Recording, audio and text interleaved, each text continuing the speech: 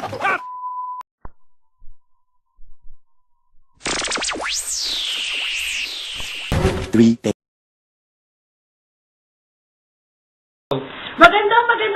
gabi po ito yun, Ma'am G.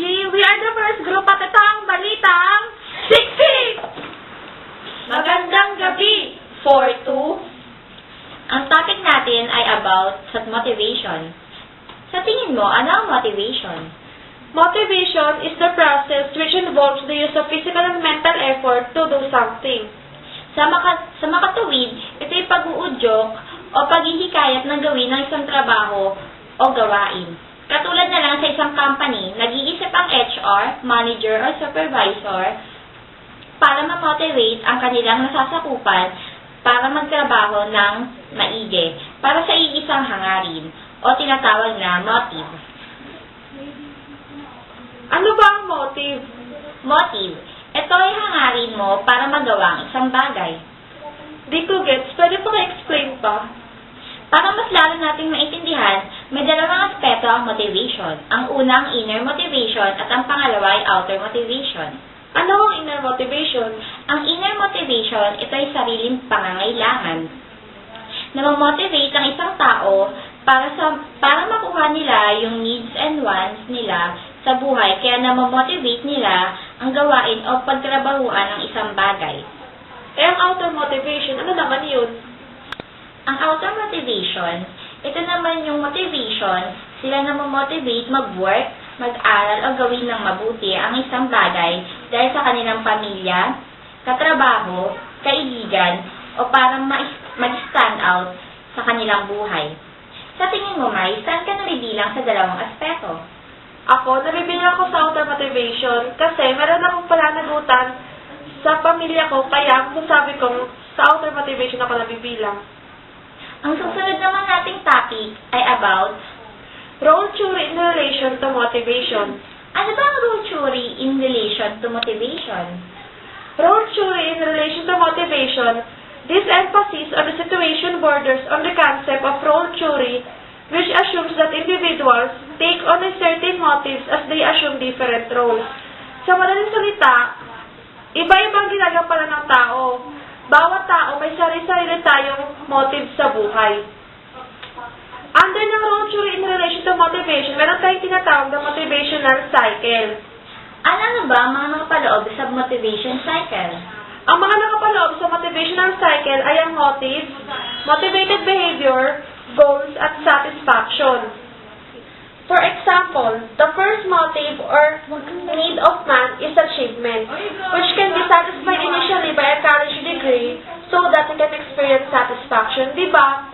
Pag nag-aral tayo, kailangan natin pumasok sa school, gawin yung mga assignment and projects natin para makagraduate tayo. So, pag nakagraduate tayo, magkakaroon tayo ng magandang trabaho na kung saan, pag nagkaroon tayo ng magandang trabaho, masasatisfy na natin yung needs natin sa buhay. Next is yung motivation theories. Motivation theories, mayroon iba't ibang motivation theories na kung saan tatalakayin ng kabilang grupo. Nagtatapos ang aming unang report. Ako si Irene Saison. Ako si Mai Sawalo. At kami ang Nanggugulat! Sheila Crystalline Ladylin Pasok. Hello, TUP! Hello, 4-2! Good evening, Ma'am Jill. Kami ang pangalawang reporter na naguhulat tungkol sa theory. Maslow's theory, Herzberg's theory, McLaren theory, and McGregor theory. Okay, ang pag-usapan natin ngayon is yung mga theory. Ano nga ba yung sa'yo? Ang tungkol sa itatalakay ko is yung Maslow's hierarchy of needs. Ano ba yun? Tungkol saan ba yun? Parang may idea ako dun parang may 5 levels ba yun? Tama ba? Ayon kay Maslow, human needs are arranged in hierarchy of 5 levels. The lower level needs include the hierarchy of psychological and the security levels. The higher level needs are the social esteem and self-actualization. Sige. Sa first level, ano man yun? Nakapaloob sa first level yung psychological needs. Like, dito yung nakapaloob yung pangunahing pangangailangan ng tao. Mga basic needs. Yung mga basic needs ng tao na napupunan na niya. Like, clothes, shelter, and food. Ano ba? Yun yun. Tapos yung sa pangalawa ng level, dito naman yung security needs. Dito, nakapalab kung yung insurance mo, halimbawa sa hospitalization, tsaka yung mga insurance mo, kung stable na ba yun Tapos, And then, yung third naman, yung pangatlong level, dito naman yung social needs. Ito yung kailangan mo na, dahil sa stable na yung yung na-secured mo na yung insurance mo or na-achieve mo na yung dalawang level, doon ka na sa pangatlo. na-achieve mo na yung dalawang level, dito ka naman sa pangatlo, yung the social nga, yung pwede ka na makipag-socialize sa ibang tao kasi Secured ka secured na yung mga pangangailangan. yung gagastusin mo, gano'n. Okay. Tapos, yung pang-apat na level, ito naman yung esteem. Dito, pumapasok yung dito naman pumapasok yung kaya mo nang pagkatiwalaan yung sarili mo, kaya mo nang dalhin, kaya mo nang irespeto ka ng ibang tao kasi na-achieve mo na yung mga lower level mo. parang may confidence ka na sa sarili mo. Yun yung ngayon, doon naman pumapasok yung ika-5 level, yung self-actualization or yung self-fulfillment mo. Dahil na-achieve mo na yung hierarchy of needs, may karapatan ka na maging happy sa sarili mo. May tiwala ka na, nabigyan mo na yung naging stable na yung mga pangangailangan mo, natugunan mo yung pangunahing pangangailangan mo. So, syempre, wala ka nang ibang iisipin, kaya yung sarili mo na lang, maging happy ka na lang, pwede ka na rin magkaroon ng sarili mong pamilya. Okay. Tapos, ito naman, sa akin naman is yung Herzberg's hygiene motivation theory. Ano ba yung hygiene motivation theory? Ayon kay Herzberg, he describes two categories, which is hygiene needs and motivation needs. Ano naman yung hygiene needs? Yung hygiene needs are also known as job context factors or extrinsic factors, dissatisfiers, or maintenance factors by other researchers. Examples of these are company policy, administration, supervisors, work conditions, salary, interpersonal job status, and security. So, ayun na, yung hygiene needs is dapat yung mga empleyado is secure sila dun sa company pinapasukan nila, hindi hazardous sa health nila, clean environment, tapos hindi sila nahihirapan sa pagtrabaho. Tapos, and also, according to Herzberg, the ultimate objective of worker motivation is to produce superior effort and performance. Hygiene needs are merely to prevent dissatisfaction but do not activate performance. Non-satisfaction of hygiene needs is a dissatisfier because it makes employees work slowly, be absent, form a union, or express dissatisfaction. Importante talaga yung hygiene needs kasi magkakaroon ng may discourage sila sa trabaho nila, lalo na kung yung environment nila hindi maganda. So, may tendency na umabsent sila, kasama rin sila magtrabaho, pwede silang gumawa ng union na pwedeng kumalaban dun sa company, sa mga policies nila. Kasi nga, hindi maganda para sa mga empleyado sa company na yon. Tapos, what is needed is to produce superior effort and performance is to primarily prevent dissatisfaction through the hygiene needs, and then work at the satisfaction of motivation needs. Ayun, doon na pumapasok yung... Ano yung motivation needs? Doon na siya pumapasok yung motivation needs, which is makakapag-encourage sa mga empleyado na gagalingin niya pa nilang maigi, lalo na kung may hygiene needs na maganda yung environment. So, ibig sabihin, kailangan pa nilang magpursige para ma-achieve nila yung mga goals nila. Oo. Na ibibigay ng company.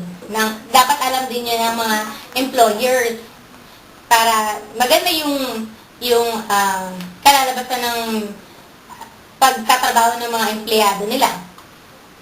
Also, Herzberg's finding shows that the sources of satisfaction in work tend to be related to a higher order needs such as self-esteem, na sinabi mo kanina, and self-actualization, na nandun sa highest level ng hierarchy of needs.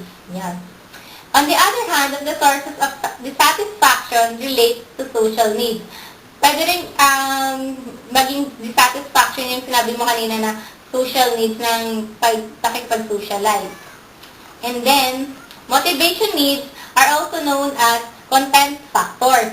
Intrinsic factors, satisfiers, or growth factors. These needs are directly associated with the work of job itself. Examples of these are the work itself, professional growth, recognition, advancement, responsibility, and achievement. Yun, nandun na yung pang-motivate sa mga empleyado, katulad ng promotion, yung employee of the month, na salary increase, na makakapag-motivate sa mga empleyado na lalo pang magtrabaho, lalo na kung may hygiene needs, na maganda rin yung environment na pinagtatrabahoan nila. Yun yung tungkol sa Herzberg's hidden motivation theory. Ano naman yung tayo? Theory ko naman si Maclellan Achievement Motivation. Tungkol saan yun?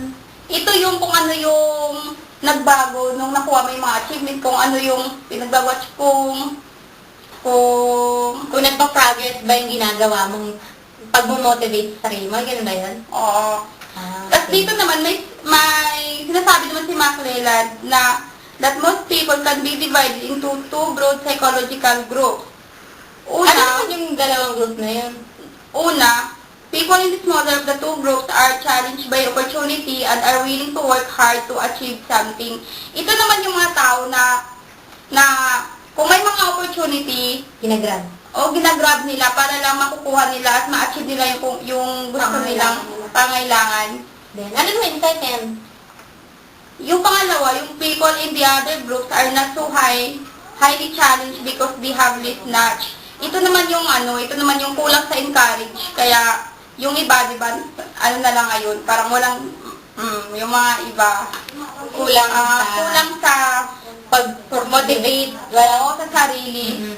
Kasi, one factor is yung education. Oo. Okay. And then, Dito, may mga developing techniques na to develop notch. Una, to teach participants with methods for setting higher but planned and realistic goals for themselves for a 2-year period. and then, Pangalawa, to provide the participants with methods for setting higher but planned and realistic goals for themselves for 2-year period. Pangatlo, to provide the participants with greater feedback and knowledge about themselves and differentiate between improving performance and just making good impression or making more friends. Dito ito yung mga kailangan ng mga techniques para ma-develop yung pangailangan mong i-achieve. Kasi di ba kailangan mo rin magiging loyal, dapat open up ka rin sa mga empleyado kung ano yung experience mo, kung ano yung fears mo, at saka kung ano yung hopes mo. okay. And then, pangapat, To establish a group, spread the corps through group interaction and the share of such experience such as success and failure, hopes and fears. Yun na nga yung sinasabi ko na dapat sharing kayo sa isa't isa bilang mga empleyado. ano naman yung kay MacGregor? Ito naman yung pinag-aaralan na yung behavior ng isang tao, yung theory, may theory X and may theory Y. Ano naman yung X? According to theory X, people will not work at all at their job without a dictating and demanding leader.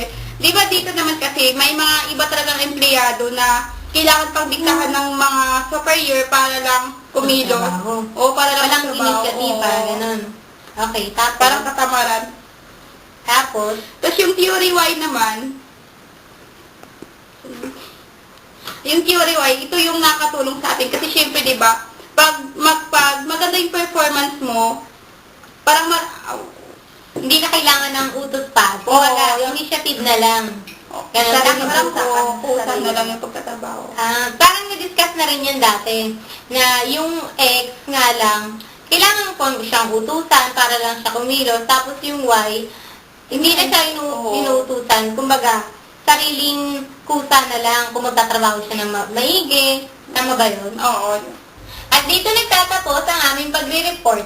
Ako si Lady Liliante, ako si Crystalline Hico, At ako naman Sheila Mega. at kami ang Nanggugulo! Michelle, Rowie, Mary, pasok! Mabuhay City Hall, City Jail, CUP. We are the last reporter and we will tackle all about worker motivation and behavioral patterns. The first topic is worker motivation and performances.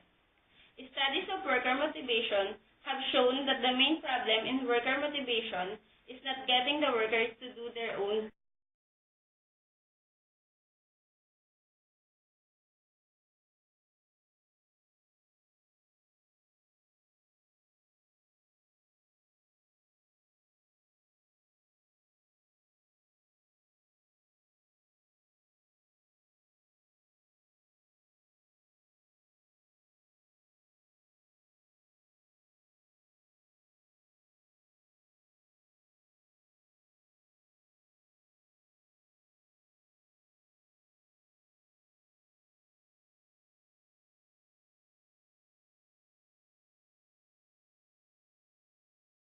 In occupational needs, there was a 6 major condition. The first one is illumination.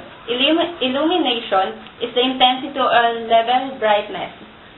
In short, hindi pwedeng ang worker is masyadong exposed to sunlight or the high level of brightness. The second one is ventilation. Ventilation, this is measured by temperature and humidity. In this country, like Philippines, temperature and humidity have an effect in worker. Siyempre, if we hindi pwede na ang worker ay walang proper ventilation, hindi pwedeng masyado sila exposed sa init dahil it will reflect for their performances. The third one is cleanliness. Cleanliness, safety, and health safeguards. Keeping the surroundings clean and safe for the worker is an important concern of management. Kailangan ng mga protective mask or any proof clothing headgear para sa mga worker. It is for their safety in their environment, in their workplace. And the fourth is noise. Noise is varying degree was found to produce the following effects on worker performances. Hindi pwedeng maingay sa workplace ng worker kasi it will disturb their performances in their work. And the next is music. One of the beneficial needs of music is it tends to reduce the strain of the factory noise. Using the music, worker can be relaxed in any kind of noise. We can use music para yung noise na naririnig natin sa paligid natin, hindi tayo ma-disturb sa performance na ginagawa natin sa ating mga pagtatrabaho. The last one is color. Color has been used in industry to help the fatigue or increase the efficiency, decrease accidents, and improve housekeeping. In company, we must have color coding in every department. We need to use it para hindi mahirapan ang mga worker na magkaroon ng unity or magkaroon ng identity ang bawat department para sa mga documents nila. Maiwasan yung pagkawala ng mga documents or pagkakapalit ng mga documents nila. The next is the second order. The second order or situational needs. Needs for security and surety. Economic security is the money factor in worker motivation. It is seen to apply in both higher level and lower level needs. Money is necessary to satisfy basic needs as well as security needs. It is the financial incentive that represents achievement, success, prestige, recognition, and power. The fringe benefits that a company provides, such as bonuses, benefits for employees and their dependents, are the most sought after incentives in work. Ang economic security, ito yung pera ang pinakamahalagang motibasyon para sa tao. Emotional security is satisfied by maintaining accessible and stable relationships with his work, with the boss, and with the organization. Emotional security, ito yung mapupunan sa pagpapanatili ng pagtanggap at magandang samahan ng lahat. And the next one is need for security and growth. This is felt by individuals in varying degrees at various ages in their lives. It involves the desire to learn, develop, and become more fully functioning. If denied this need, the individual experiences frustration. Ito naman yung mararamdaman ng tao sa antas ng kanilang buhay. Kasama dito ang pagnanais matuto at lumawak at maging mas functional. And the next one is needs for acceptance and belonging. It involves the need to associate with other people or with groups. Ito naman yung pakikisalamuha sa ibang tao. And the need for recognition and respect. This involves the need to say and do things that will bring them satisfaction, attention in the sense of appreciation. Ito yung pagbabatid at paggawa ng bagay na magbibigay sa kanila ng satisfaction at appreciation. And the third order or operational needs is the need of the individual to know the requirements of the job, what is expected of him, and how he stands in getting it done. Ito yung kailangan malaman ng tao ang kanilang ina-applyan at ang posibleng na ina-expect sa kanya at kung hanggang saan ang kaya niya para maibigay at magawa ito. And the second is need of the employee to like their work. Management can meet this by matching man to the kind of work he likes to do. Ito yung pagbibigay ng trabaho na gusto ng employee. May klase ng trabaho na angkop sa kanyang kakayahan at nais. And the higher level needs and the role of the supervisor. In Maslow's hierarchy of these needs, opportunity and growth, acceptance and belonging, recognition and respect are categorized as the higher level needs. These higher level needs are the real motivators to more effective job performances.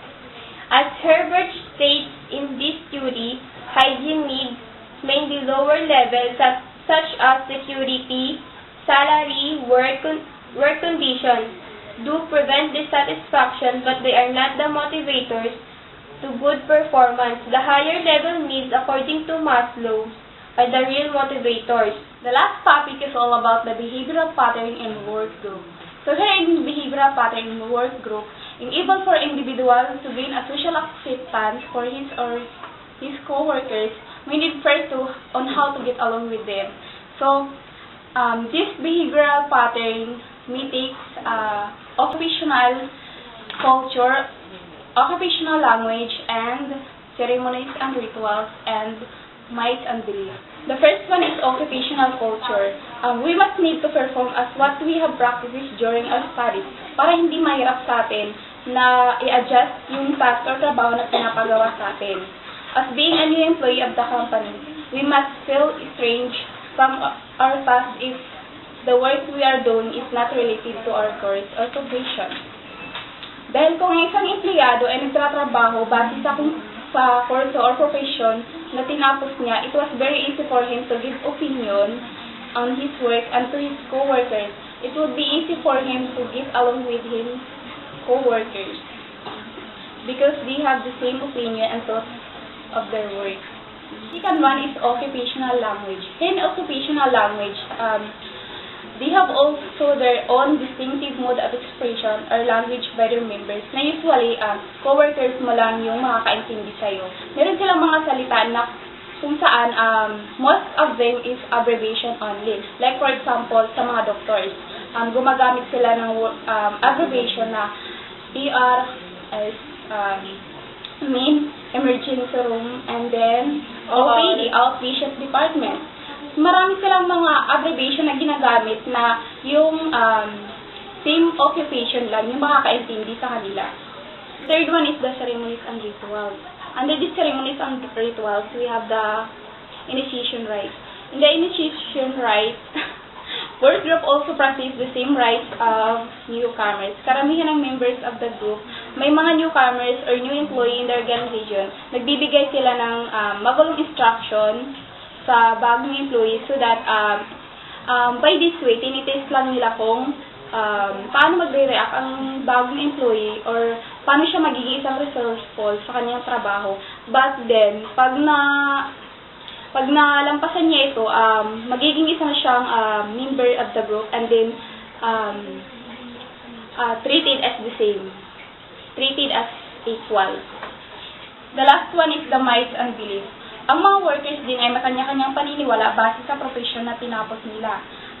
Na kung saan, yung kadalasan, ang mga nagsisimula pa lang mag-aral ay nadi-discourage na kumuha ng ganong kurso. Tulad na lang ng lawyers. Sabi nila, karamihan ng lawyers is liars.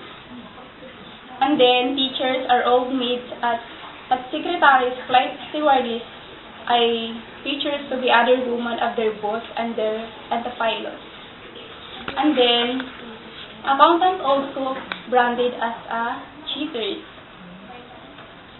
But then, hindi naman lahat ng kasabihang ito is totoo. Ang personalidad ng isang tao ay nakadepende pa rin kung anong values at personality meron siya. Dito po nagtatapos ang aming report. Ako po si Michelle Ann Gabion. Ako naman si Mary Rose Makilan. At ako po si Rowling Gordora. At ito ang Balitang Siksik! And I really want more. I know your love is such a sugar rush, and I can never get enough. I'm like, and I really want more. Yeah, honey, you're the sweetest thing I've ever seen before. I'm like a kid in a candy store. Baby, I'm love sick. I just gotta get my next fix. Pour a little sugar on this heartbreaker. You be the dough and I'll be the baker. Mr. Christie never knew a recipe as hot as you. You're Rihanna, I'm Eminem. Melts in your mouth, not in your hands. Lifesaver, you're my lifesaver. You got the love, you got the good flavor. And I really want more. I know your love is such a sugar rush, and I can never get enough. I'm like, and I really want more. Yeah, honey, you're the sweetest thing I've ever seen before. I'm like a kid in a candy store. You look sweeter than dessert. Nice to meet you. The name is Ish, I'll admit it, I got a sweet tooth, but that